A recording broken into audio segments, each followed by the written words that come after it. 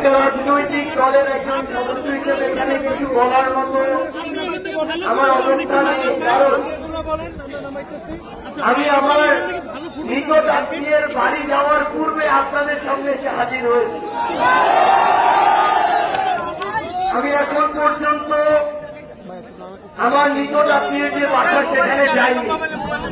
এটা আমার সৌভাগ্যের বিষয় যে আমি বরগুনা এসে এরকম হাজারো ছাত্র জনতা তরুণ প্রজন্মের সামনে এই উন্মুক্ত মঞ্চে আজকে দাঁড়াতে পেরেছি। আপনাদের প্রতি আমাদের জাতীয় নাগরিক পার্টি এনসিপির পক্ষ থেকে কৃতজ্ঞতা এবং বুক ভরা ভালোবাসা সবসময় থাকবে। আমরা যখন দেশ গড়তে জুলাই পদযাত্রায় বের হই, সেই জুলাই পদযাত্রায় আমার বরিশাল থেকে বরগুনা আসার সুযোগ হয়েছিল।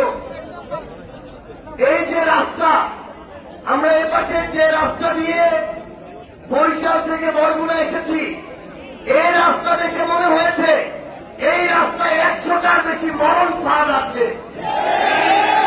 বরগুনার মানুষের জন্য এই রাস্তায় যতটুকু না সোজা রাস্তা আছে, তার চেয়ে বেশি রাস্তার বাঁক আছে। আমরা অন্তর্বর্তীকালীন সরকার সহ আমরা এনসিপির পক্ষ থেকে কমিটমেন্ট করতে চাই এবং আগামী বাংলাদেশে আমার এই বরগুনায় যারা রাজনীতি করতে চাইবে তাদেরকে স্পষ্ট করে একটা অঙ্গীকার করতে হবে যে বরিশাল থেকে বাইপাস হয়ে এই বরগুনা পর্যন্ত এই যে রাস্তা, এই রাস্তাকে এই বরগুনার মানুষের মরণ ফাঁদ হতে মুক্তি দিতে হবে। আমরা বরগুনা শহরের অলিতে গলিতে ঘুরেছি।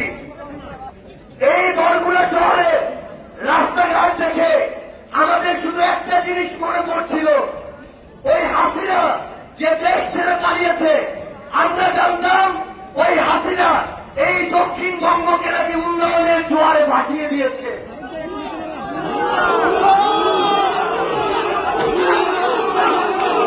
কিন্তু আমরা এই বরগুনা এসে দেখি আজকে আমার বরগুনার রাস্তাঘাট কত আর পানি দিয়ে ভেসে যাচ্ছে।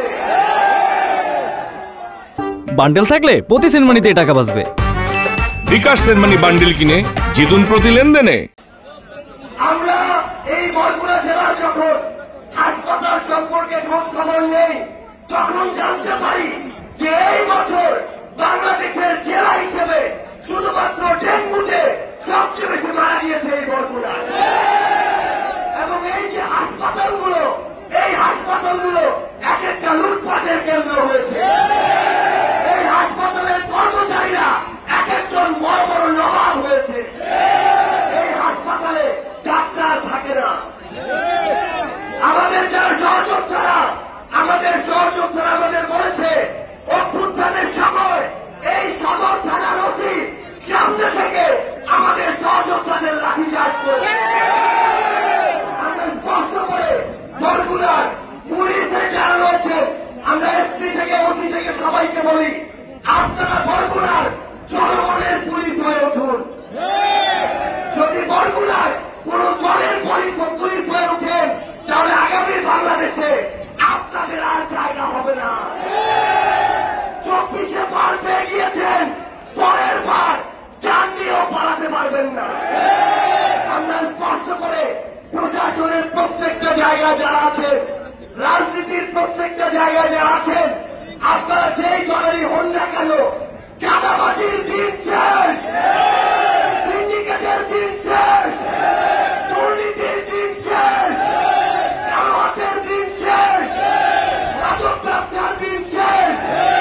দিনের বেলা বড় বড় লেকচার মারবেন আর রাতের আধারে মাদকের ভাগ দিবেন, এই দিন আর নাই। আমার প্রিয় বরগুনাবাসী, আমার পরিবারের বরগুনা, আপনাদের কাছে আমার আহ্বান, আপনারা যদি রুখে দাঁড়ান আর কারোর সাহস হবে না আপনাদের গলা চেপে ধরা। 24-এ আপনারা দলবল নির্বিশেষে রুখে দাঁড়িয়েছিলেন বলে হাসিনার মতো এত বড় ফেরাউনের পতন হয়েছে। আমি আপনাদেরকে অনুরোধ করব, আমাদের জায়গা থেকে আহ্বান জানাবো, যেই দলেরই হোক না কেন, যেই মত ধর্ম বর্ণেরই হোক না কেন, কেউ যেন এই মতগুলায় অন্যায় করে আর পার না পেয়ে যায়। আমরা ঐক্যবদ্ধভাবে ইনশাআল্লাহ আমাদের প্রিয় মতগুলাকে, আমাদের বাংলাদেশকে সামনের দিকে এগিয়ে নিয়ে যাব। ইনকিলাব জিন্দাবাদ। শুরু হয়েছে Standard Chartered Channel I agro অ্যাওয়ার্ডের 10ম আয়োজনের মনোনয়ন গ্রহণ। এবার নতুন ক্যাটাগরি বছরের সেরা ছাদ কৃষক সহ মোট 13টি ক্যাটাগরিতে পুরস্কার প্রদান করা হবে। মনোনয়ন গ্রহণ চলবে আগামী 15 জুলাই 2025 তারিখ পর্যন্ত। বিস্তারিত জানতে ভিজিট করুন www.agroaward.com এবং ফোন করুন 018737000556 এই নম্বরে।